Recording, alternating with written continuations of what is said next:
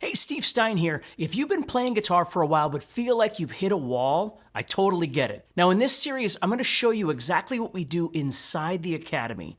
The real practical ways we help players break through the frustration and start making real progress. Basically, what I thought would be kind of fun to do today is talk a little bit about, we could call it songwriting, we could call it song structure. I know a lot of people are always interested in songwriting, and of course, it's such a vast subject. Like, it's just so broad. But I thought if we took some big kind of strokes and looked at it a little bit. So today we're gonna do, and this started because I was driving in my car and I got a call from a friend of mine that's like, hey, I'm doing this 80s, but mostly, or no, it was 90s and 2000s, I think is what he said. He goes, I'm going to be doing this project. It's going to be some 90s tunes, maybe some 2000 songs. Would you be interested in doing something with that if I can get it off the ground? And I said, well, sure, of course I would. And so I started listening to some 90s tunes, and every song that was coming across the Spotify, I was like, I could talk to you guys about this song. So instead of going into all 90s, I thought, well, what I'll do is I'll just kind of spread this around a little bit so every song is in a 90s tune.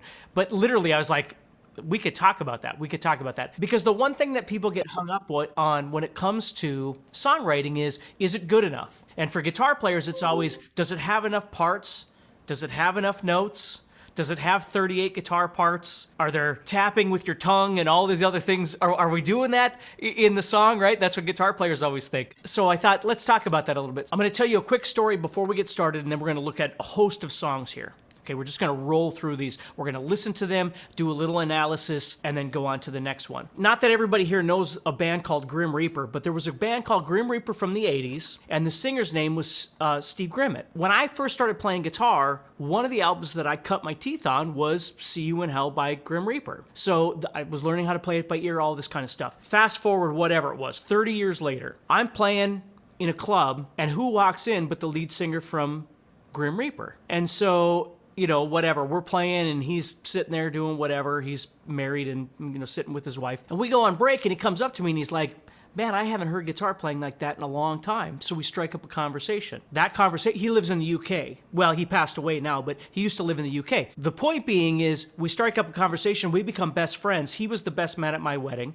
I was the best man at his wedding. He's my daughter's godfather. We started writing music together over the ocean. And so I remember the first song I sent him this thing, because he's like, we should do some music together. And we did, we released an album. But he's like, we should do some music together. So I send him this song and he responds back to me. He's like, dude, I love it, but there's nowhere for me to sing. Like, there's like 30 guitars going on. And that was like, it was a revelation to me because I'm like, I don't need all of that all of the time. So depending on what kind of songs you want to write and who you're writing for and what you want to do with it is very personal, and it doesn't fit everybody's framework. Now, if this resonates with you, the next best step is to have a quick, friendly chat with my team. They can answer your questions and see if it's a good fit for you. There's a link in the description to book a time. Thank you so much for watching.